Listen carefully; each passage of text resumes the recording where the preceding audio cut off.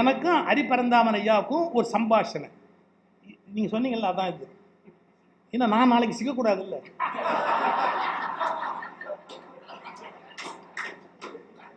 இப்ப நான் யார்கிட்ட பேசுறேன்? மேனாள் நீதியரசர் ஹரிபரந்தாமனிடத்தில் நான் ஒரு கேள்வி கேட்கிறேன். ஐயா, நீங்க யாருக்காவது மரண தண்டனை விதிச்சு அதுக்கு மேல அவன் அப்பீலுக்கு போய் அவன் அந்த மாதிரி கொல்லாம விட்டுருந்தா, அவன் பொம்மையை பண்ணி அவன் கழுத்தை இப்படி நெரிச்சு நீங்க எப்போவாது அதை பார்த்து அதை 10,000 பேர் பார்க்க முடியாது, ஏதாவது பண்ணுவீங்களா ஐயா? இது எனக்கும் அவருக்கும் மட்டும் தனிப்பட்ட சம்பாஷணை. இது எதையாவது நினைவூட்டினா நான் அதுக்கு பொறுப்பு இல்லை. ஒரு விளக்கு கார்த்திகை விளக்கு அன்று ஏற்றப்பட்ட பிறகு இன்னொரு விளக்கை ஏற்று என்று சொல்ல முடியாது. கோயில் மரபு மாறி இன்னொரு தீபத்தை ஏற்றினால் நாட்டை ஆளுகிற அரசனுக்கு ஆகாது என்பது திருமந்திரத்தில் இருக்கிற குறிப்பு. வேணும்னா ஏத்துங்க.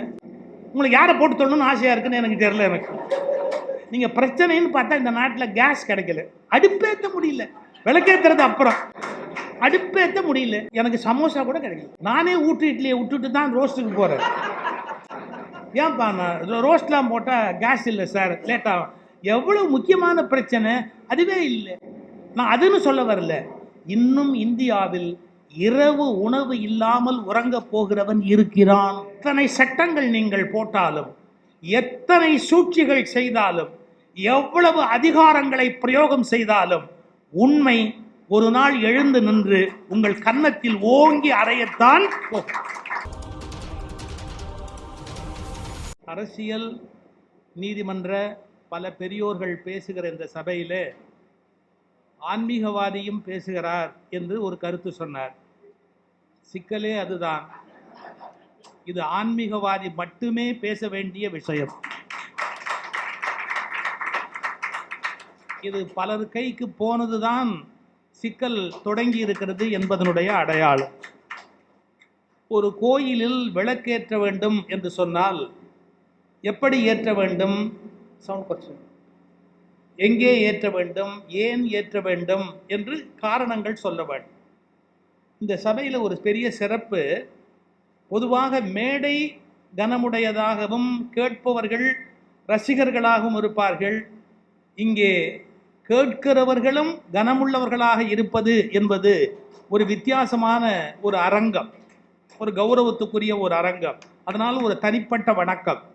தோழர் மருதையனை போன்றவர்கள், சூர்யா சேவியர் போன்றவர்கள் எல்லாம் இருக்கிற ஒரு அரங்கம் என்பதை நான் மறந்துவிடக்கூடாது. ஒன்று, வாழ்க்கையிலே ஒரு பொய் சொல்லுவதற்கு நேர்ந்து விட்டால் வாழ்நாள் முழுவதும் நீங்கள் பொய் சொல்ல வேண்டியிருக்கும். ஒரே ஒரு பொய்யை சொல்லுவது என்று தீர்மானித்து விட்டால் அந்த பொய்யை தக்க வைப்பதற்காக வாழ்நாள் முழுவதும் பொய் சொல்லிக்கொண்டே இருக்க வேண்டியிருக்கும்.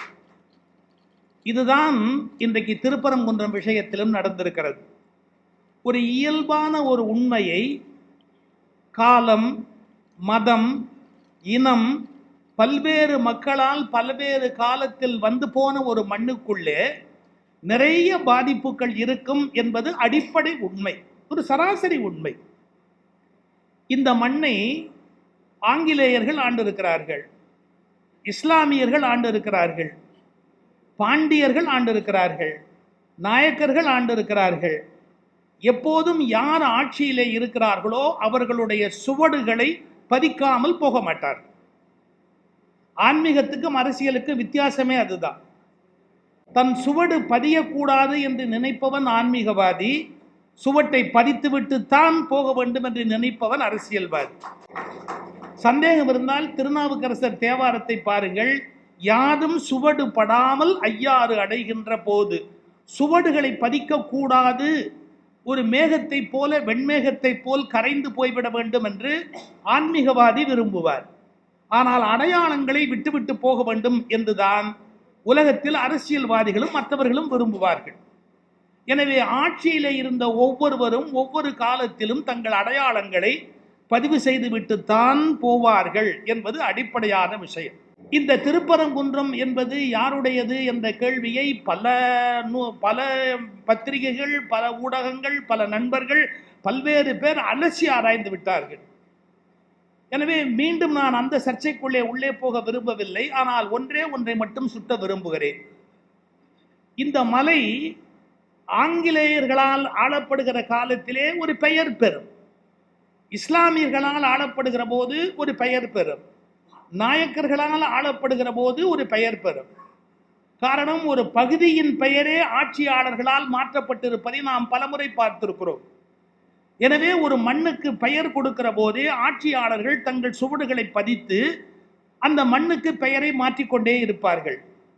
அதற்கு இன்னொரு காரணம், அவர்களால் வேறு எதையுமே மாற்ற முடியாது என்று தெரிந்து போய்விட்டதால் குறைந்தபட்சம் பெயர்களையாவது அவர்கள் மாற்றிக்கொண்டே இருப்பார்கள். இதனால் திருப்பரங்குன்றம் என்பது முருகன் மலையா, சிக்கந்தர் மலையா, சமணர் குன்றா என்று நூற்றுக்கணக்கான கேள்விகளை எழுப்பியிருந்தால் ஒரே பதில், அது மலை. பரிதாபமான ஒரு மலை. அது ஒரு இயற்கையின் முத்தம். அதற்கு பெயரே தேவையில்லை. அந்த ஒரு இயற்கை பேரழகு சில நேரம் சில பெயர்களை சுமந்து கொள்ள வேண்டிய சட்ட சிக்கலுக்கு உள்ளாகி இருக்கிறது. அப்படி உண்டான போது ஒரு காலகட்டத்திலே நம்முடைய சங்க இலக்கியம் வரைக்கும் போகிறவர்கள், ஐயாலும் சங்க இலக்கியத்தில் அத்தாரிட்டி எவ்வளோ ஆழமா அவர் அதுலேருந்து மேற்கோள் காட்டி எவ்வளவு சரளமா பேசுகிறார் பாருங்கள், வியப்பா இருக்கு. நீங்க தமிழ் எம்ஏ படித்த பல பேரே சங்க இலக்கியங்களை பேசுவதற்கு தயங்குகிறார்கள். ஆனால் அவர்கள் ஆட்சி தலைவராக இருந்தவர்கள், ஆட்சித்துறையில் இருந்தவர்கள் அவ்வளவு ஆழமா அதை பற்றி பேசுகிறார்கள். மகிழ்ச்சியா இருக்கு. நீங்க சங்க இலக்கியத்தில் எடுத்துக்கொண்டீர்கள் என்றால் திருப்பரங்குன்றம் முருகன் மலை என்பதற்கான சான்றுகள் இருக்கிறது. இப்ப என்ன கூட விமர்சிக்கிற பல பேர் சொல்வார்கள், இந்த முட்டாள், இந்த மடையன், ஊப்பி, சொம்பு, ஒரு 7-8 நல்ல வார்த்தைகளை வைத்திருக்கிறார்கள். அதில் கூட இந்த 200 ரூபாய்க்கா என்னை கொண்டு போய் வைக்கணும்? அதை சொல்றதான் சொல்றேன், ஒரு 200 கோடியாவது சொல்லி தொலை, நானும் என் காதால கேட்டு சந்தோஷமா போவேனே. கோடிங்கிறத பார்த்ததா இல்லை, காதாலியாவது கேட்டு போகலாம் இல்லை? அது ஒரு பக்கம் அப்படியே இருக்கட்டும். சார், சங்க இலக்கியத்தில் என்ன சொல்வார்கள்? திருப்புகழ் படிச்சிருக்கியா நீ மடையா? திருப்புகழில் வரலையா? திருப்புகழ் எந்த நூற்றாண்டு? ஒரு இலக்கியத்தை மேற்கோள் காட்டுகிறவர்கள் நூற்றாண்டுகளை தெரியாமல் பேசக்கூடாது. காரணம், 7ஆம் நூற்றாண்டில் சொல்லப்பட்ட செய்தி உங்களுக்கு 2ஆம் நூற்றாண்டில் சொல்லப்பட்ட செய்தி, கிமு என்று வருகிற போது சொல்லப்பட்ட செய்தி என்றால் எந்த மேற்கோளுக்கு வலிமை கூடுதல் என்ற சிந்தனை முதலில் வர வேண்டும். உயிரை பொறுத்தளவில் எவ்வளவு பின்னால் எழுதப்பட்டதோ அது வலிமை உடையது. ஆனால் இலக்கியத்தை பொறுத்தவரை எது முன்னால் எழுதப்பட்டதோ அதற்கு வலிமை அதிகம் உடையது. இது உயிலுக்கும் இலக்கியத்துக்கும் இடையில இருக்கிற வேறுபாடு. எனக்கு ரொம்ப வருத்தம் என்ன என்று கேட்டால், இந்த மலைக்கு எல்லோரும் சண்டை போடுகிறார்கள், ஆனால் உரிய சமணர்கள் மௌனமாக காலத்தை தள்ளி கொண்டிருக்கிறார்கள். கேட்டால் நாங்கள் யாரோடும் சண்டை போட மாட்டோம், நாங்கள் சமாதானமாக இருப்போம் என்று அவர்களுடைய வரலாற்றை அவர்களால் உறக்க சொல்ல முடியவில்லை. காரணம், அவர்கள் ஓட்டளித்து யாரும் ஆட்சிக்கு வரப்போவதில்லை. அவர்கள் ஒரு 10 லட்சம் பேர் தமிழ்நாட்டில் இருந்தால் பெரிய விஷயம். அதனால் அவர்கள் ஓட்டு போடுவதால் வெற்றியோ தோல்வியோ நிர்ணயமாக போவது இல்லை. ஆனால் ஆழமாக நுட்பமாக பார்க்கிற போது 2300 ஆண்டுகளுக்கு முன்பே சமணர்களால் முறையாக ஆளுமைப்படுத்தப்பட்ட இடம் அந்த இடம். அந்த குன்று பிறகு சைவர்கள் கைக்கு மாறுகிறது. அதன் பிறகு நாயக்கர் காலத்திலே வருகிற போது அவர் இந்து மத தன்மையோடு கூடிய பல்வேறு கட்டடங்களை எழுப்பி கொண்டு வருகிறார். அதற்கு நடுவிலே இஸ்லாமியர்களுடைய ஆட்சி காலம் வருகிற போது இஸ்லாமியர்களும் அங்கு வருவது, இருப்பது, இது போன்ற உரிமைப்பாடுகள் இங்கு ஏற்படுகிறது. நாம் உண்மையை உண்மையாகவே ஒத்துக்கொள்ள வேண்டும். ஒவ்வொரு நூற்றாண்டில் அது ஒவ்வொருவர் பக்கத்தில் ஒவ்வொருவருடைய கட்டுப்பாட்டில் இருந்தது என்பதை நாம் வரலாற்றை உண்மையாக ஒப்புக்கொள்வதில் எந்த விதமான குழப்பமும் இல்லை, அதை ஏற்றுக்கொள்ள வேண்டும். ஆனால் வரலாற்றை திரிக்க விரும்புகிறவர்கள் தான் எப்போதும் பிரச்சனைகளை உண்டாக்கி கொண்டே இருப்பார்கள். வரலாற்றை ஏற்றுக்கொள்ளுகிறவர்கள் ஒருபோதும் பிரச்சனையை ஏற்படுத்த மாட்டார்கள். திரிக்க விரும்புகிறவர்கள் பிரச்சனையை ஏற்படுத்தி கொண்டே இருப்பார்கள். ஒரு நுட்பமான ஒரு செய்தி சொல்கிறேன். ஐயா ரொம்ப அழகா சொன்னார். வடக்க போனா கார்த்திகேயன்னு பேரு, இங்க வந்தா முருகன்னு பேரு, அப்புறம் ஸ்கந்தன், சுப்பிரமணியன் எல்லாம் பேர் இருக்குது அப்படிங்கிற கருத்தை சொன்னார். நான் பள்ளிக்கூடத்து பையனாக இருக்கிற காலத்துல வாரியாருடைய பேச்சுக்கு போய் பேச்சு கேட்டிருக்கிறேன் அந்த காலத்துல. அப்போ வாரியார் இந்த விஷயத்தை எப்படி சொல்லுவாருங்கிறத இப்ப சொல்றேன் பாருங்க. இந்த வடக்க இருக்கிறவெல்லாம் முருகனுக்கு கல்யாணம் ஆகலை அப்படின்னு சொல்லுவான் அவர் வாரியார் பேசின காலம். அது மட்டும் இல்லை, அங்கே பொம்பளைங்க போக மாட்டாங்க. வாரியார் சொல்றாரு, அங்கே பொம்பளைங்க போக மாட்டாங்க. ஏன் அப்படின்னா பொம்பளைங்களே அந்த அங்க இருக்கிற அந்த கார்த்திகேயன் கை பிடிச்சி இழுத்து கல்யாணம் பண்ணிக்குவாராம், அதனால பொம்பளைங்க போக மாட்டேங்கிறாங்க அப்படின்னு வடக்க சொல்றான். வாரியார் சொல்வார், வடக்க சொல்றான். அந்த அதிர்ஷ்டம் யாருக்கு கிடைக்குமோ தெரியல என்பர் அவருடைய வாரியார். முருகனுக்கு பொண்டாட்டியா போறதுன்னு மகிழ்ச்சி இல்லையா? அது கூட கவலைப்பட வேண்டிய விஷயம். அப்ப இந்த கருத்து இந்த நூற்றாண்டு மட்டுமல்ல, இதுக்கு முன்பே பேசப்பட்ட ஒரு கருத்து தான். வடக்க அவர் பிரம்மச்சாரியா இருக்கார், பெண்கள் போவதில்லை என்ற ஒரு மரபு இருக்கு. தெற்க நாம வேறு வகையான ஒரு வழிபாட்டோடு வைத்திருக்கிறோம். அவன் வள்ளி காதலன், அவன் அவர் சொன்ன மாதிரி காதல் தலைவன், பாட்டுடை தலைவன் அப்படிங்கிற அந்த அமைப்பில் வைத்துக் கொண்டிருக்கிறோம்.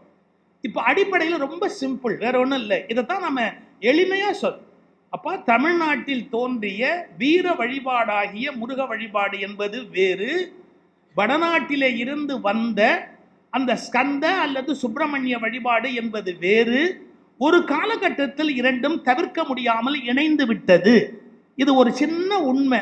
இதை சொல்லிட்டா எந்த பிரச்சனையுமே இல்லை. இணைந்து விட்டது ஒரு காலகட்டத்தில் அப்படின்னு சொல்லிட்டா எந்த சிக்கலும் இல்லை.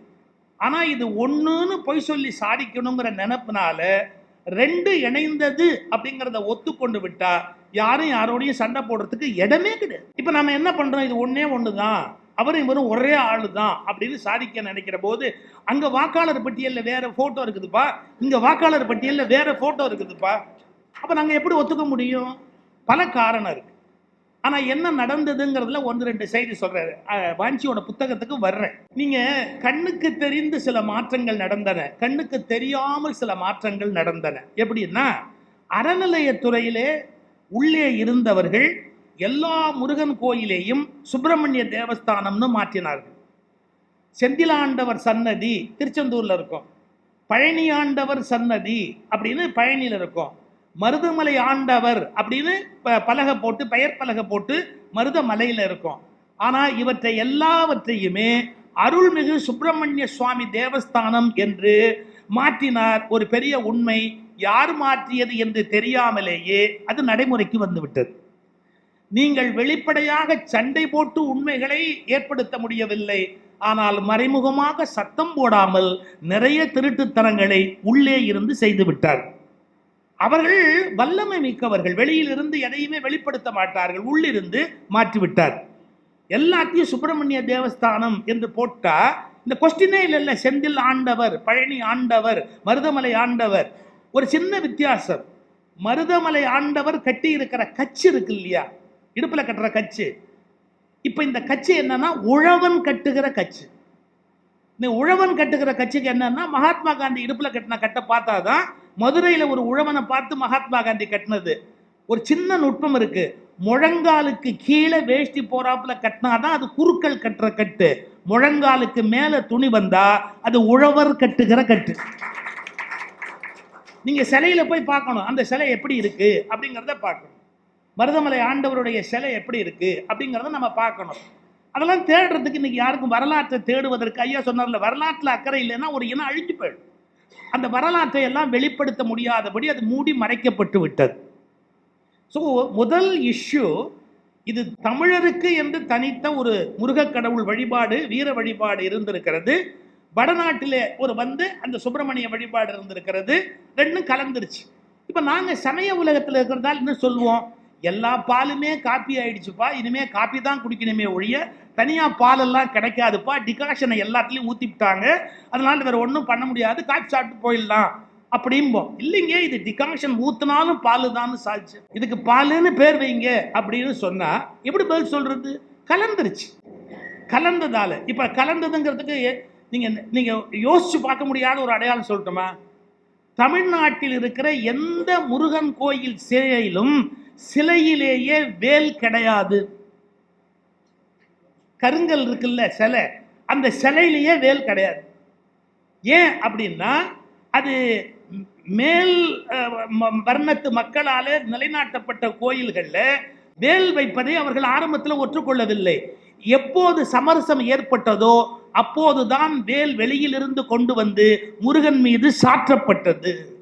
ஏன்னா அது கொலைக்கருவி, அதில் ரத்தமும் மாமிசமும் இருக்கிறது என்பதால் கோயிலுக்கு உள்ளே சிலையிலேயே வேலை வடிக்கிற பழக்கம் கோயிலுக்குள் கிடையாது. அதை வெளியிலே இருந்து கொண்டு வந்து சாத்தி பரவாயில்லை நாங்கள் ஏற்றுக்கொண்டோம் என்பது போல அவர்கள் வெளிப்படுத்தினார்கள். நிலம் நம்முடையது, கோயில் நம்முடையது, பணம் நம்முடையது, உழைப்பு நம்முடையது, ஆளுமை மட்டும் அவர்களுடையது. இந்த கோயிலுக்கு வடிவமைப்பு கொடுக்கிற போது அதுல வேல் என்பது கல்லுல செதுக்க மாட்டாங்க, வெளியிலேருந்து கொண்டு வந்தா வைப்பாங்க. வேல் சாத்துவது அப்படி வேலை கொண்டு வந்து வெளியிலேருந்து வைப்பாங்க. இது ஒரு இஷ்யூ. ரெண்டாவது ஒரு இஷ்யூ, சைவம் என்பது உயர்ந்தது, அசைவம் என்பது தாழ்ந்தது அப்படிங்கிற எண்ணத்தை தொடர்ந்து வற்புறுத்துவார்கள். நான் வள்ளலாரையும் விரும்பி நேசிக்கிறவர், வள்ளலார் இந்த கருத்து உடையவர். ஆனா வள்ளலார் அந்த கருத்து உடையவர் என்பதற்காக ஒரு கருத்து, நானும் பிறவியிலேயே சைவம் தான், வாழ்நாள் முழுக்க சைவம் தான். ஆனால் அசைவம் உண்ணுகிறவர்களை ஒரு துளி கிஞ்சித்தாவது குறைவாக நினைக்கக்கூடிய உரிமை சைவ உணவு சாப்பிடுகிற எவனுக்கும் இல்லை என்பதில் தெளிவாக நான் இருக்கேன். நாம் எப்படி குறைவா செய்ய முடியும்? அவங்களுக்கு ஒரு உணவு பழக்கம் இருக்கு, அவரவர்களுக்கு ஒரு வாழ்க்கை பழக்கம் இருக்கு, அதை போய் மாற்றுன்னு சொல்ல முடியாது. இன்னும் சொல்ல போனா உலகின் இயற்கையான உணவு என்பது அசைவம் தான். சைவம் என்பது பின்னால் செயற்கையாக மேலே ஏற்படுத்தப்பட்டதே ஒழிய இயல்பான உணவு பழக்கம் என்பது அசைவம் தான். அதனால இயற்கையை யாராலும் வெல்ல முடியாது, அதனுடைய ஆளுமை இருந்து கொண்டே இருக்கும். அதை குறைவா நினைக்கிறதோ பழிச்சு பேசுவதோ இடித்து பேசுவதோ தவறு. நான் ஏதோ இன்னைக்கு ஏதோ இது மாதிரி மேடைகளில் பேசுறேங்கிறாங்க, கிடையாது. 25 வருடத்துக்கு முன்னால் இருக்கிற நான் பேசிய ஒளிநாடாக்கள் இருக்கின்றன, அதில் ஒரு இடம் சொல்லியிருப்பேன், ஏய் அசைவம் சாப்பிடல நான் சைவம் சாப்பிடுறேன்னு நீ கர்வமா நினைச்சேன்னா அந்த மாமிசத்தை விட உன் அகங்காரம் துர்நாற்றம் அதிகமுடைய. என அகங்காரத்தை தான் இறைவன் வெறுப்பானே ஒழிய அவன் ஒரு உணவை ஒருபோதும் வெறுப்பதற்கு வாய்ப்பில்லை. கண்ணப்ப நாயனார் கொண்டு போன போது கூட அவன் அந்த உணவை வெறுக்கவில்லை, அன்பை நேசிக்க பழகினான். அந்த உணவு வெறுக்கப்பட வேண்டிய உணர்வு அல்ல. ஆனால் நான் சைவம் என்ற அகங்காரம் இருக்குமானால் இந்த அகங்காரத்தை கடவுளால் மன்னிக்கவே முடியாது. இந்த அடிப்படை உணர்வு நமக்கு ஏற்படல. கோயிலுக்கு போறதா இருந்தா அன்னைக்கு நம்ம சைவமா ஏன் இருக்கணும்? ஏன் இருக்கணும்? நீ நேற்றுக்கு சாப்பிட்டுருக்க, முந்தா நேற்று சாப்பிட்டுருக்கிற, இன்னைக்கு ஏன் இருக்கணும்? நான் சாப்பிட்டேன்னா நான் பாட்டு கோயிலுக்கு போறேன், சாமி கும்பிட்றேன், திரும்ப வெளியே வரேன்னா ஏன் பயப்படணும்? மனநிலையில் அசைவம் சாப்பிடுவது தாழ்வு என்ற எண்ணத்தை அழுத்தமாக சமூகத்தில் ஏற்படுத்தி விட்டார்கள். அது தவறு. இப்ப இதெல்லாம் புரிஞ்சுக்கிறதுக்கு இந்த திருப்பரங்குன்றத்துக்கு என்ன சம்பந்தம் இருக்கு? இந்த புத்தகத்தில் அவர் எப்படி பட்டியலிடுறார்? அசைவம் சைவம் இது இந்த திருப்பரங்குன்ற இஷ்யூல எவ்வளவு தூரத்துக்கு இருக்குது. அசைவத்தை எடுத்து போக கூடாது, அசைவத்தை ரைட்டு கரெக்ட், அதெல்லாம் ஒரு ஒரு பகுதி, ஒரு ஒரு ஒரு ஒரு கருத்து. ஆனா முருகனுடைய வேல் அப்படிங்கிறத பத்தி சங்க இலக்கியங்களை நீங்க எடுத்து படிச்சீங்கன்னா அதுல குடல் இருக்கு, ரத்தம் இருக்கு, எல்லாம் இருக்கு. அது எல்லாமே அப்ப எல்லாமே அது உள்ள இருக்கிற போது அது எப்படி ஒரு குறைவான ஒன்றாக கருதப்பட முடியும்? நான் இன்னொன்னே கேட்கறேன், அந்த மலைக்கே அசைவம் கொண்டு போக கூடாதுன்னா அந்த மலையில விலங்கு குட்டி போடாத? எனக்கு புரியவே இல்லை. அந்த மலையில வேற எதுவுமே நடக்காதா? யோசிச்சு பாருங்க, அசைவமே அந்த இடத்துல விலங்கு குட்டி போடாத? அது மாமிசம் மற்ற விஷயங்கள் அங்க இருக்காத? இதெல்லாம் நம்ம ஓவரா அழுத்திக்கிறதுனால வர்றதுன்னு, அளவுக்கு மேல ரிலிஜனை ஆக்சுவலா புரிஞ்சுக்காம ஓவரா அழுத்திக்கிறதால வர்றதுன்னு.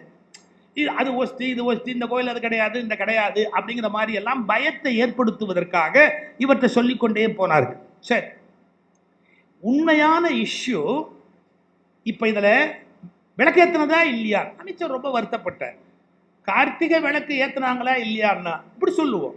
என்ன, ராஜாஜி முதலமைச்சரா இருந்த போது எங்க ஏத்துனாங்களோ அங்க ஏத்திட்டாங்க. பெருந்தலைவர் காமராஜர் முதலமைச்சரா இருக்க போது எங்க ஏத்துனாங்களோ அங்க ஏத்திட்டாங்க. அப்புறம் பக்தவச்சல எப்போ முதலமைச்சரா இருந்தாரோ அப்ப எங்க ஏத்தினாங்களோ அங்க ஏத்திட்டாங்க. அதுக்கப்புறம் அண்ணா எங்க முதலமைச்சரா இருந்தாரோ அங்க ஏத்திட்டாங்க. டாக்டர் கலைஞர் எங்க முதலமைச்சரா இருந்தாரோ அங்க ஏத்திட்டாங்க. புரட்சி தலைவர் எம்ஜிஆர் எங்க முதலமைச்சரா இருந்தாரோ அவர் ஏத்தின இடத்துல ஏத்திட்டாங்க. ஜெயலலிதா அம்மா புரட்சி தலைவர் ஏத்தின இடத்துல ஏத்திட்டாங்க. இன்னும் என்ன வேணும்? எல்லாரும் ஏத்தின இடத்துல ஏத்தி இருக்கிறாங்க. அது என்ன ஏத்தாத இடத்துல ஏத்து அப்படின்னா அதை எப்படி எந்த ஒரு வாதத்தோடு நம்ம ஏற்றுக்கொள்ள முடியும்? அது மட்டும் இல்லை, இதை ஏத்துனா கெட்ட போயிடும் அப்படின்னா எனக்கு தெரிஞ்சு இவங்க ஆட்சியிலெல்லாம் அப்படி ஒன்றும் கெட்டு போய் இந்த நாடு வீணா போனதா தெரியல. இன்னைக்கும் தமிழ்நாடு தான் நம்பர் 1 இருக்க ஒழிய யோசிச்சு பார்த்தா அப்படி ஒன்றும் வீணா போகும். இப்போ நீங்கள் அப்படி ஏற்றின உடனே பங்கு சந்தையில் இந்தியாவுடைய இது குறைஞ்சு இல்லை ஏதாவது ஒரு இது ஏற்பட்டு அப்படின்னு இப்ப இங்க இருக்கிற நீங்க பல பேர் நம்ப மாட்டீங்க, ஆனா நான் ரிலிஜன்ல இருந்து இப்போ ஒரு பகுதி சொல்ல போறேன். பொதுவா ஒரு தீர்ப்புன்னு வந்தா அந்த தீர்ப்பை பற்றி ஒரு கண்ணியத்தோட தான் நாம அணுகணும். ஏன்னா நீதிமன்றங்களுக்குன்னு ஒரு மேலான ஒரு மரியாதை இருக்கிறது, ஒரு எல்லை இருக்கிறது. அந்த எல்லையோட தான் நம்ம அதை அணுகணும். ஆனா நம்ம ஒண்ணு புரிஞ்சுக்கணும். ஒரு உத்தரவு அப்படின்னு பிறப்பிக்கிற போது அந்த உத்தரவு என்னென்ன பின்விளைவுகளை ஏற்படுத்தும் அப்படிங்கிறத பத்தி நம்ம யோசிக்கணும். ஒரு பகுதி நான் கூட அரசு இடத்துல எடுத்து சொல்லி கூட அரசு அந்த பகுதியை முன் வைக்கல. எங்க வைக்கல? நீதிமன்றத்தில் விவாதத்தில் வைக்கல. அது அமைச்சர் கூட இங்க இருக்கலாம், இருந்தாலும் நான் என் கருத்தை நான் பதிவு பண்ண வேண்டிய இடத்துல பதிவு பண்ணேன். இந்த வழக்கை அணுகிய விதத்தில் தமிழக அரசினுடைய வழக்கறிஞர்கள் இன்னும் கொஞ்சம் கூடுதல் அக்கறையோடு இதை கையாண்டிருக்க வேண்டும் என்பது என்னுடைய தனிப்பட்ட கருத்து. ஏன்னா அதுல கோஆர்டினேஷன் இல்லை. That is called coordination. எப்படின்னா என்ன அப்ரோச்சில் இந்த வழக்கை நாம அணுகிறோம், என்ன மாதிரி களம் கண்டு கொண்டு போறோம் அப்படிங்கிற ஒரு கிளாரிட்டி இருக்கணும். ஒரு பகுதியை எடுத்து வழக்கை நடத்துற போது ஒவ்வொருவர் ஒவ்வொரு விதமான ஆர்கியூமெண்ட்டை சொல்ற போது அதை அடிச்சு எறிஞ்சிட்டு போயிடலாம். இந்த விஷயத்துல வேறு ஒரு வகையான முன்னாடி உட்கார்ந்து டிஸ்கஸ் பண்ணி பிளான் பண்ணி இந்த வழக்கை எப்படி சந்திக்கப்பட வேண்டும் என்பதை பற்றி ஒரு பகுதி இருக்கு. நான் டிஃபரன்ஸ் ஆஃப் ஒப்பீனியன் பெருசா சொல்ல விரும்பல, but I have a difference. இன்னும் கொஞ்சம் வேறு மாதிரியாக இந்த வழக்கை சட்டபூர்வமாக கையாண்டு இருக்க வேண்டும் என்பது என்னுடைய தனிப்பட்ட ஒரு அபிப்பிராயம். அது ஒரு பக்கம் அப்படியே இருக்கட்டும். என்ன சிக்கல் ஏற்பட்டது அப்படிங்கிறத நான் சொல்றேன். இப்போ ஒரு உத்தரவு பிறப்பிக்கிறார்கள் அப்படின்னு சொன்னா இப்ப வழக்கை பத்தியெல்லாம் இவங்க பேச முடியும், அவங்க பேச முடியும். நான் எப்பவும் படிச்சது, அதனால அதை பத்தி அதிகம் பேச முடியாது. ஆனா ஒரு பாமரனா இருந்து கொண்டு சொல்லலாம். எப்போ அப்பீலுக்கு ஒரு பொருள் இடம் இருக்கிறதோ அப்போது அது முடிந்த தீர்ப்பு அல்ல. ஒரு பேசிக் பிரின்சிபிள். அப்பீலுக்கு இடம் இருக்கு. நீங்கள் மேல்முறையீட்டுக்கு வழி இருக்கிற ஒரு விஷயத்தில் இது முடிந்த முடிவாக ஆகிவிட்டது என்ற கோணத்தில் எதையும் நாம் சிந்திக்க முடியாது. இப்ப நாம முதல்ல நமக்கு சாதகமா ஒரு தீர்ப்பு வந்தது. எங்க வந்தது? ஜஸ்டிஸ் மகாதேவன் அவருடைய பெஞ்சு உட்கார்ந்த காலத்துல ஒரு தீர்ப்பு என்ன வந்தது? கவர்னருடைய பவர்கள் எல்லாம் கட் பண்ணி ஒன்று வந்தது. ஆனால் ரெஃபரன்ஸ் பிரசிடென்ட் போகும்போது கவர்னர் இஸ் மோர் பவர்ஃபுல்ங்கிற மாதிரி சில இடங்கள்ல, எல்லாத்துலையும் எழுதலை, சில இடங்கள்ல எழுதிட்டாங்க. அப்போ ஒரு தீர்ப்பில் நமக்கு நீதியரசர்கள் கொடுக்கிற விளக்கத்தினாலேயே அது இன்னொரு நீதியரசர்கள் மாற்றுவார்கள் என்பது வாய்ப்பு உண்டு. அவர்கள் எழுதுவதற்கு அதற்கு இடம் உண்டு.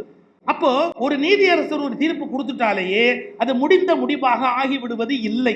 இது ஒரு காமன் சென்ஸ்ல இருக்கிற விஷயம். ரெண்டாவது, ஒரு இவ்வளவு பெரிய நீதிபதியா இருந்து பழக்கப்பட்டவர், நீதிபதி எந்த வழக்கை எப்போது கையாண்டாலும் அதை பர்சனலா எடுத்துக்க கூடாது. இம்பர்சனலா தான் அதை எப்போதுமே அணுகணுமே ஒழிய எதுவுமே உங்களுக்கு பர்சனல் இல்லை. ஏன்னா மனசுக்குள்ள பர்சனலா உன்னை எடுத்துக்க முடியாது. இப்போ 2 பேருக்கு நடுவில் சொத்து தகராறுனா எனக்கு என்ன வந்தது? 2 பேருக்கு நடுவில் சொத்து தகராறு அப்படின்னா நான் அதனால எதுக்கு பாதிக்கப்படணும்? சட்டப்புத்தகத்தை எடுத்து வைப்பேன், பத்திரங்களை எடுத்து பார்ப்பேன், எல்லாத்தையும் பார்த்துட்டு இதுபடி பார்த்தா இவருக்கு வருதுப்பா, கணக்கு படி பார்த்தா இவருக்கு வருது, அது ஏயா இருந்தா என்ன, பியா இருந்தா என்ன, சியா இருந்தா என்ன, எனக்கு அதை பற்றி ஒன்றும் இல்லை, இவ்வளோதான். அதான் சமன் செய்து ஒரு பால் கோடாமை எழுதுறாருல திருவள்ளுவர். முதல்ல சமன் செய்துன்றார்ல, கீப் ஈக்குவல் டிஸ்டன்ஸ், அதுக்கு பேரு சமன் செய்து. 2 பேர்ட்டேருந்து ஈக்குவல் டிஸ்டன்ஸ்ல முதல்ல வெளியில வரணும். அப்ப திருவள்ளுவர் இவ்வளவு தெளிவா எழுதுறாருல, முதல்ல தன்னை சமநிலைக்கு கொண்டு வரணும். அப்படி வருகிற போது அந்த யோசனையில சிந்தனையில நாம ஒன்று சொல்றோம், அதுக்கு மாறாக இன்னொருவர் சொல்வதற்கு இந்த உலகத்துல வாய்ப்பு இருக்கு. அதை ஏற்றுக்கொள்ளக்கூடிய ஒரு கருத்து இருக்கணும். நான் ஏதோ ஒரு உதாரணம் சொல்றேன். இப்ப நான் அவர்கிட்ட கேட்கிறேன், நான் இப்ப கேட்கறது எனக்கும் ஹரிபரந்தாமன் ஐயாவுக்கும் ஒரு சம்பாஷணை. நீங்க சொன்னீங்கல்ல, அதான் இது. ஏன்னா நான் நாளைக்கு சிக்கக்கூடாது இல்ல.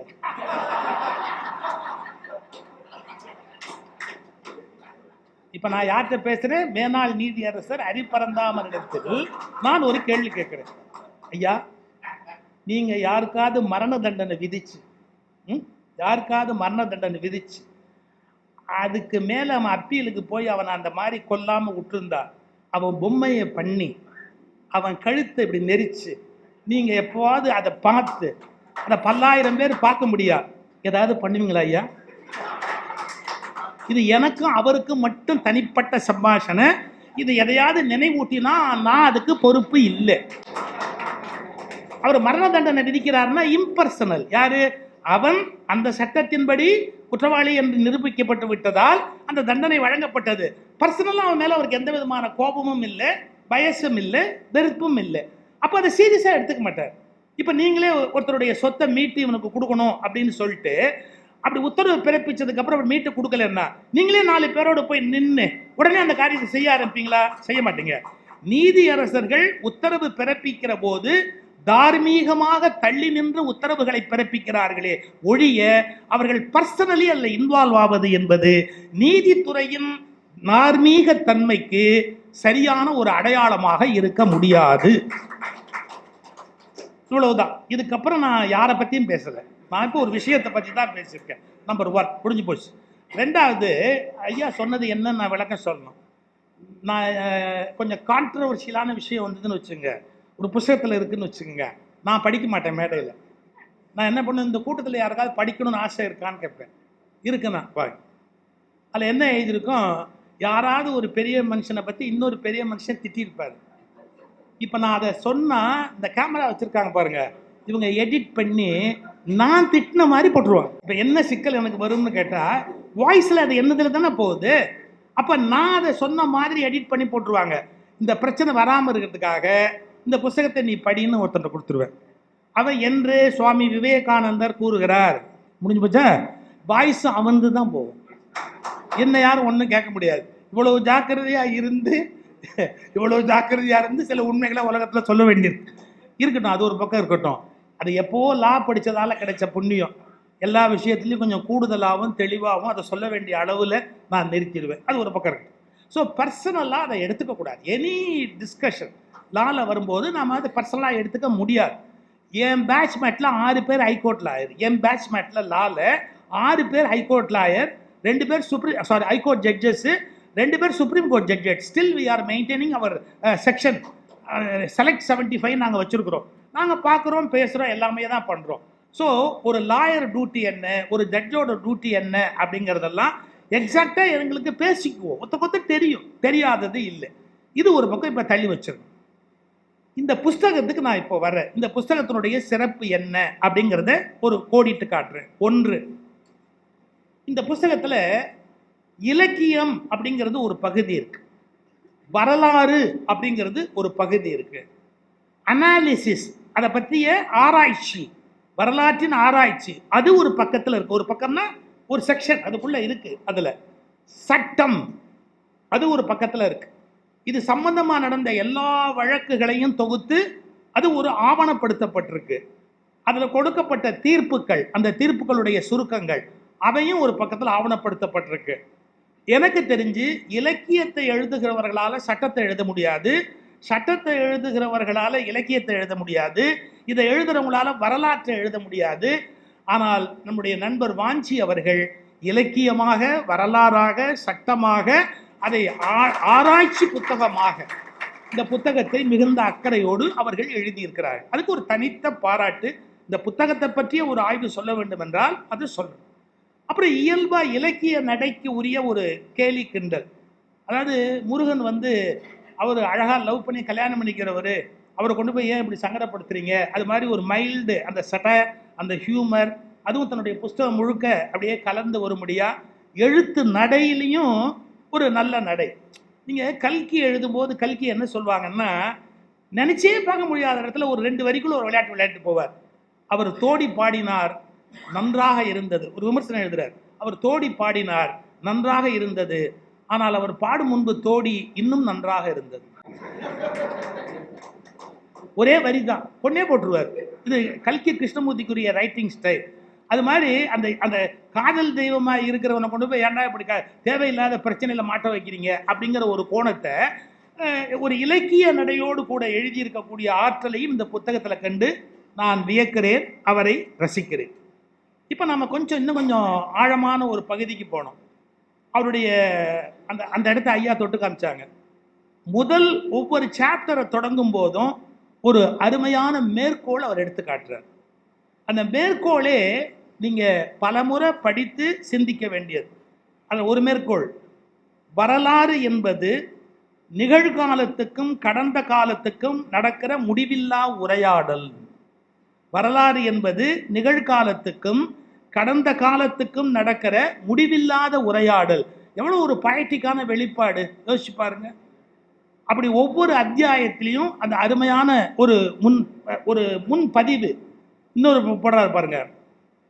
மக்களை அழிக்க சிறந்த வழி, மக்களை அழிக்க சிறந்த வழி அவர்களின் சொந்த வரலாற்று அறிவை மறுப்பதும் அழிப்பதும் தான். அவனுடைய சொந்த வரலாறு என்னங்கிறத அவன் மறந்துட்டான்னா அந்த மக்கள் தானாகவே அழிஞ்சு போடுவாங்க இல்லையா? அதுதானே இப்போ நடக்குது. நம்முடைய தோற்றம் என்ன, நம்முடைய நான் திருமாலியம் சிவனியம் அப்படின்னு ஒரு கட்டுரை எழுதியிருந்தேன், அதாவது கட்டுரையில் பயன்படுத்தியிருந்தேன். ஒருத்தர் சொல்றாரு, அது என்ன திருமாலியம் சிவனியம், இன்னும் பித்தளை பாத்திரத்துக்கு ஈயம் பூசுற மாதிரி எழுதுறீங்க. அந்த வார்த்தையவே அவரால் ஜீர்ணிக்க முடியல. திருமாலியம் சிவனியம் அப்படிங்கிற வார்த்தையை அவரால் ஜீர்ணிக்க முடியல. எவ்வளோ கஷ்டம் பாருங்க. அந்த நல்ல தமிழ் சொற்களே பல பேருக்கு வருத்தம் தருவதா இருக்கு. நான் ரொம்ப மதிக்கிறவர் டாக்டர் உவே சாமிநாதையர், பெரிய அவருடைய சர்வீஸ் பெரிய சர்வீஸ் தான். ஆனால் யாரோ ஒரு தடவை சோறுன்னு சொல்லிட்டாங்க. அவரு என்ன சோறுங்கிற, சோறுன்னு அது என்ன அந்த வார்த்தை, சாதம்னு சொல்லப்படாதோ அப்படின்ட்டார். அது பழக்கம், யூஸ் பண்ணுற பழக்கத்தில் இது சொல்லிட்டார் உவே சாமிநாதையர். எதில் இருந்தவர் மகா புட்சாலி. அது டிகேசின்னு எழுதுறாங்க, டிகேசியான்னு எனக்கு தெரியாது, எழுதுறவங்க டிகேசின்னு எழுதுறாங்க. என்ன கேட்டார் தெரியுமா? இந்த மீனாட்சி சுந்தரம் பிள்ளை உங்களுக்கு என்ன வேணும்னு கேட்டார். ஐயோ என் குருநாதர் அப்படின்னார். நீங்கள் அவரை விட பெரிய அறிவாளியோ? அது எவ்வளவு, அவர் கடல். பிள்ளைவாளுடைய அறிவுக்கு முன்னாடி நான் எம்மாத்திரம்னார். அவர் திருவாவடுதுறையை பற்றி எழுதும்போது சோறு மணக்கும் மடங்கள் எல்லாம்னு தானே எழுதியிருக்கிறாரு, சாதம் மணக்கும் மடங்கள்னு எழுதலையே. அப்போ மீனாட்சி சுந்தரம் பிள்ளையே சோறுன்னு தானே எழுதியிருக்கிறார். உவே சாமிநாதர் எழுதிச்சாரு, இப்போ நான் உங்கள் திருவடிகளில் விழுந்து மன்னிப்பு கேட்டுக்கொள்கிறேன். ஏன்னு கேட்டால் பழகாத சொல் சில பேருக்கு அருவருப்பாக தெரியும், ஆனால் அது மேலான சொல் என்பது புரிந்து கொள்ள வேணும். அவங்க வரலாறு புரிஞ்சால் மட்டும்தான் புரியும். இப்போ வைஷ்ணவம்னு சொல்லலாம், அதை திருமாலியம்னு சொன்னால் என்ன குறைஞ்சி போச்சு? நல்ல தமிழ் சொல். சிவனியம் அப்படின்னா நல்ல தமிழ் சொல். அதை பயன்படுத்துவது பலருக்கு எரிச்சலை உண்டு பண்ணுது. ஆனால் நல்ல தமிழ் சொற்களை இந்த புத்தகத்தில் அவர் கையாண்டிருக்கிறார். ரொம்ப அருமையான சொற்களை எல்லாம் தேர்ந்தெடுத்து அவர் கையாண்டிருக்கிறார். நிறைய அரசியல் விஷயங்களையும் பதிவு பண்ணியிருக்கிறார். நான் அவைகளை பற்றி எனக்கு அரசியலில் நாட்டம் இல்லை. நான் ஒரே ஒரு வார்த்தை சொன்னேன், புனிதமான கடவுள் என்ற பெயரை அரசியலில் கலக்காமல் இருந்திருந்தால் நான் அரசியல் பற்றி பேச வேண்டிய அவசியமே எனக்கு ஏற்பட்டிருக்காது. நான் எதுலையுமே தலையிட்டு இருக்க மாட்டேன். நான் வந்த வேலை என்னமோ அதை பார்த்துட்டு நான் பாட்டுக்கு பேசாமல் போயிருப்பேன். ஆனால் என்னுடைய விருப்பம் அல்லது என்னுடைய கோபம் என்ன அப்படின்னு கேட்டால், கடவுளை நீங்கள் அசிங்கப்படுத்தி விட்டீர்கள் என்பதுதான் என்னுடைய கோபம். ஒரு 4-5 சட்டமன்ற உறுப்பினர் பதவியை பெறுவதற்காக மிக வல்லமை பொருந்திய இறைவனை கேவலப்படுத்தாதீர்கள் என்பதைத்தான் மீண்டும் மீண்டும் நான் தமிழ் மக்கள் முன்பு வைக்க விரும்புவேன். அது அவரவனுடைய வழிபாடு, அவரவன் பார்த்துட்டு போறான். அதை கொண்டு போய் ஒரு 4-5 எம்எல்ஏ சீட்டுக்காக அசிங்கப்படுத்தலாமா? அந்த இடத்துல தான் நான் கோபப்படுகிறேன். தேவையற்ற ஒரு அந்த கடவுளை கொண்டு வந்து அரசியலில் கலந்து தேவையில்லாம பெரும் பிரச்சனையை நீங்கள் ஏற்படுத்தாதீர்கள், அதை தவிர்ப்பதற்கு பழகுங்கள்னு சொல்றேன். ஆனா ஒரு எல்லைக்கு அப்புறம் நாம் அரசியலை நோக்கி பயணப்படாமல் இருக்க முடியாது உண்மையிலேயே. ஆனா ஒரு தெளிவு இருக்கணும். சிங்கப்பூர் எவ்வளவு சின்ன நாடு. சிங்கப்பூர்ல இஸ்லாமியர்கள் இல்லையா? சிங்கப்பூர்ல புத்தர்கள் இல்லையா? பௌத்தர்கள் இல்லையா? சிங்கப்பூர்ல மலையாளய இஸ்லாமிய நண்பர்கள் இல்லையா? சிங்கப்பூருக்குள்ள இல்லையா? இருக்காங்க. 3 மதம் இருக்கு, 3 மொழி இருக்கு, 3 இனம் இருக்கு, டாமினண்டா இருக்கு. ஏதாவது பிரச்சனை இருக்கு சிங்கப்பூர்ல? கிடையாது. ஏன் கிடையாது? யாருக்கு என்ன அவங்கவுங்க இடத்துல அவங்கவுங்க சௌரியமா இருக்கு. அப்படியே அதை சரியா பார்க்குறாங்க. அங்க இருக்கிற அந்த பேரரசு என்ன பண்ணுது?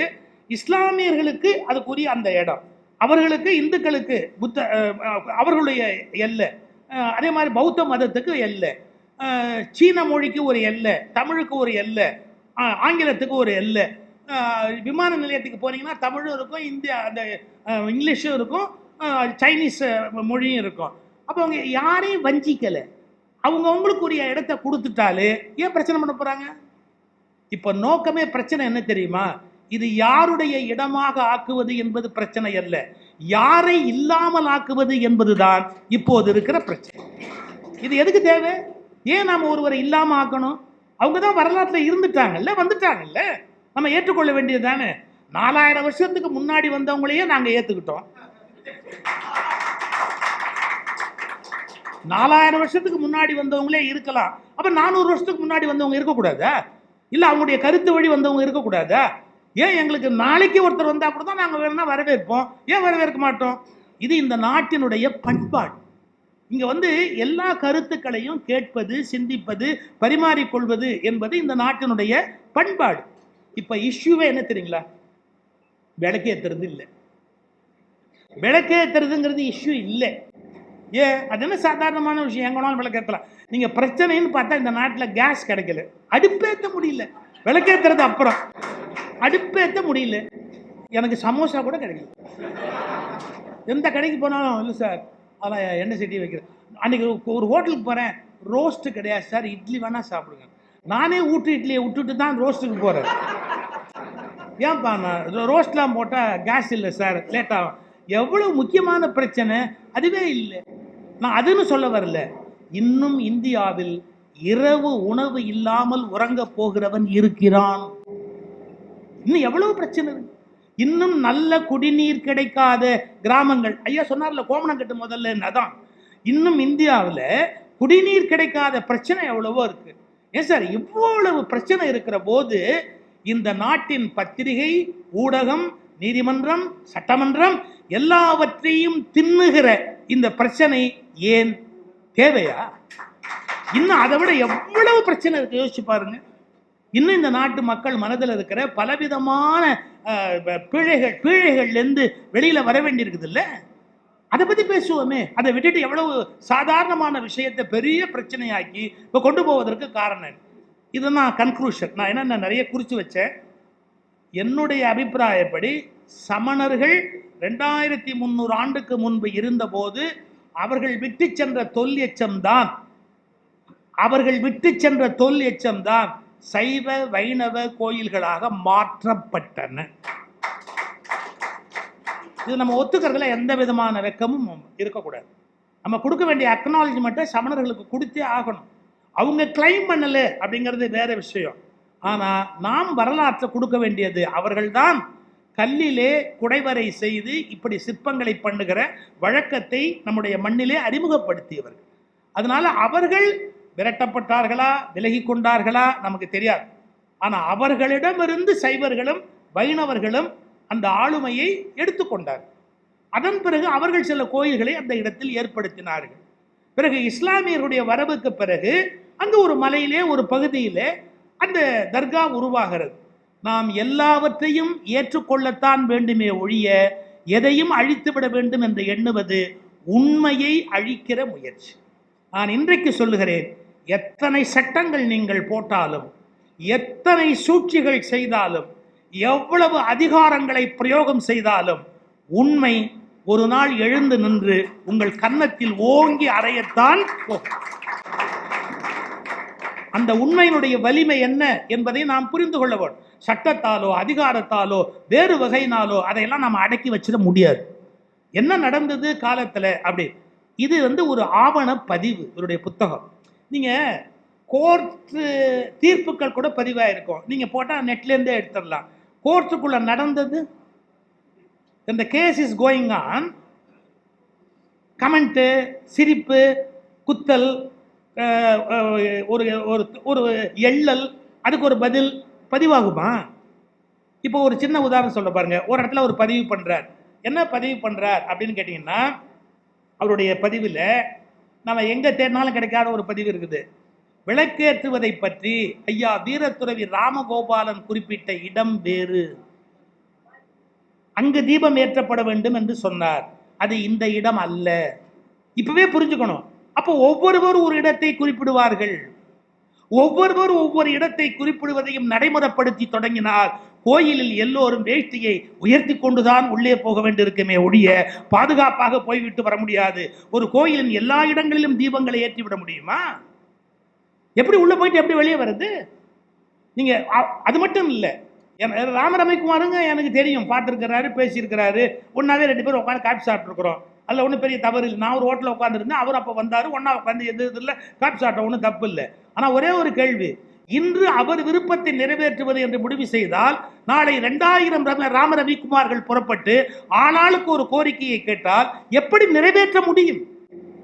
சார் நான் சமயபுரத்தில் இப்போ நம்ம சங்கரங்கோயிலில் வேண்டிக்கிட்டவங்க மாவிளக்கு ஏற்றுறேம்பாங்க. மாவிளக்கு ஏற்றுறேன்னா என்ன பண்ணுவாங்க, வயிற்று வலிக்கு ஏற்றுவாங்க. அந்த கோயில் சன்னதிக்கு முன்னாடி படுத்துக்குவாங்க, மாவிளக்கு வைப்பாங்க. ரைட்டு, அது அந்த கோயிலுக்கு தான் நடைமுறை. அந்த ஊரில் விளக்கு ஏற்றுறவன் வேண்டிக்கிறவன் மாவிளக்குன்னு வயிற்றுல வச்சு ஏற்றுவான். இப்போ சமயபுரத்தில் முடி வெட்டுக்கிறேன்னு வேண்டவன் நான் சன்னதியில் வச்சு தான் வெட்டுவேன்னா, நான் அம்மனுக்கு தான்ப்பா கொடுக்குறேன்னு சொல்லியிருக்கிறேன். நான் எப்படிப்பா அடுத்த ஆள் கொடுப்பேன்? நான் அம்மனுக்கு தான் கொடுக்குறேன்னு சொல்லியிருக்கிறேன்னு என்னை நல்ல சன்னதிக்கு முன்னாடி உட்காந்து வச்சு என் முடியை வெட்டு அப்படின்னு சொன்னால் அப்புறம் அறநிலையத்துறை என்ன பண்ண முடியும்? ஸோ நான் என்ன சொல்ல வரேன்னா, இந்த பிரச்சனை பெரிய பிரச்சனை. ஆளாளுக்கு ஒரு உத்தரவு போய் கேட்பாங்க, எல்லாவற்றையும் வழங்க முடியாது. இதை விட சார், நான் அடிப்படையில் சமயவாதி. ஒரு விளக்கு கார்த்திகை விளக்கு அன்று ஏற்றப்பட்ட பிறகு இன்னொரு விளக்கை ஏற்று என்று சொல்ல முடியாது.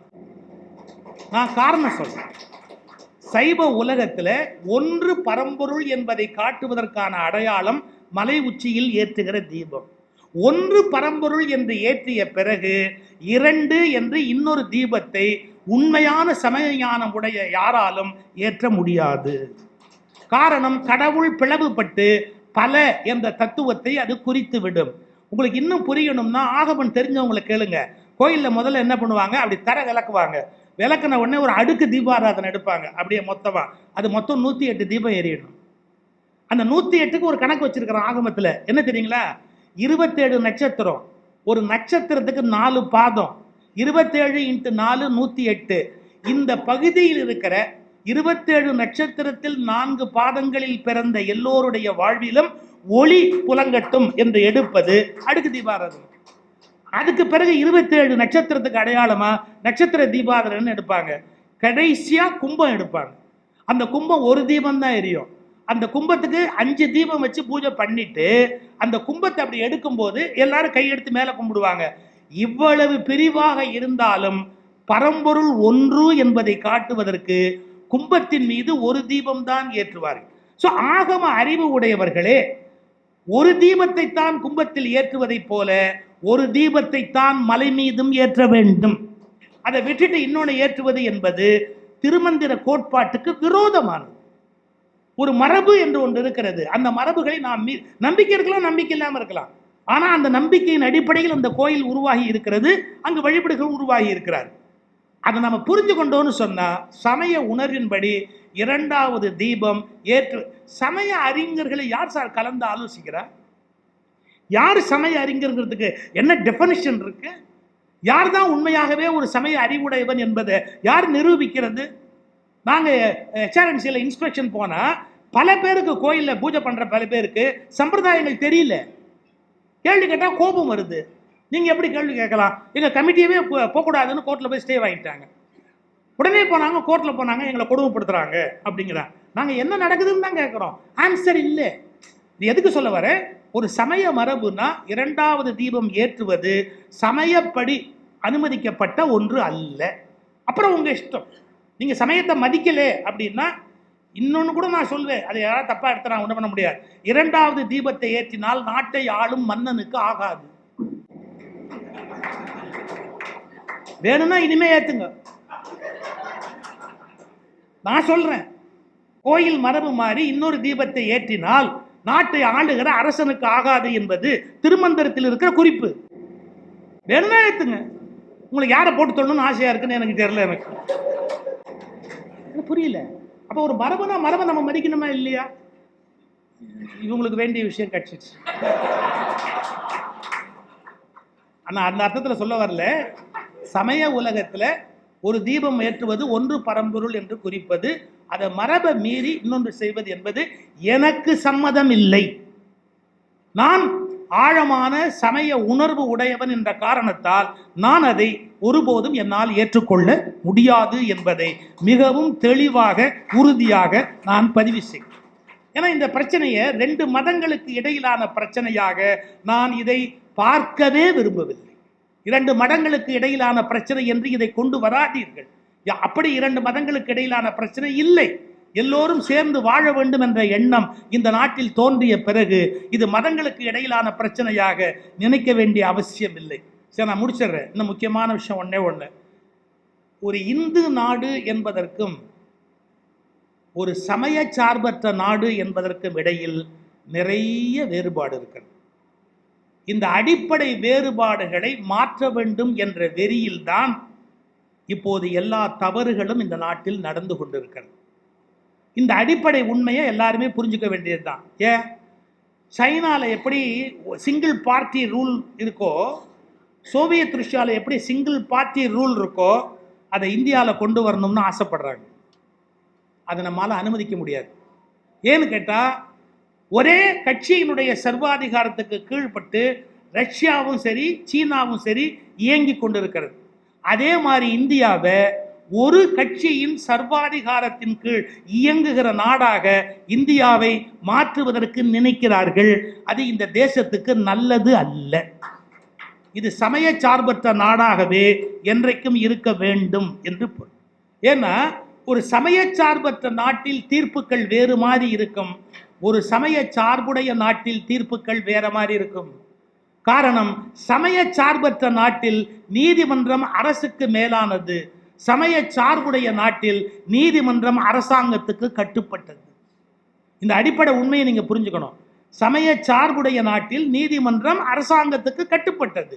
ஆனால் சமய சார்பற்ற நாட்டில் நீதிமன்றம் அரசாங்கத்துக்கு கட்டுப்படாதது. அதை விட தாண்டி உத்தரவுகளை பிறப்பிக்கக்கூடிய சக்தி உடையது. இந்த உண்மைகளை எல்லாம் நான் மேலோட்டமாக மட்டும்தான் சொல்ல முடியும். எனவே அப்படி ஒரு விபத்து இந்திய அரசமைப்பில் ஏற்படாதபடி பாதுகாப்பது உட்பட இந்த புத்தகத்தின் மூலம் நடக்க வேண்டும். நன்றி, வணக்கம்.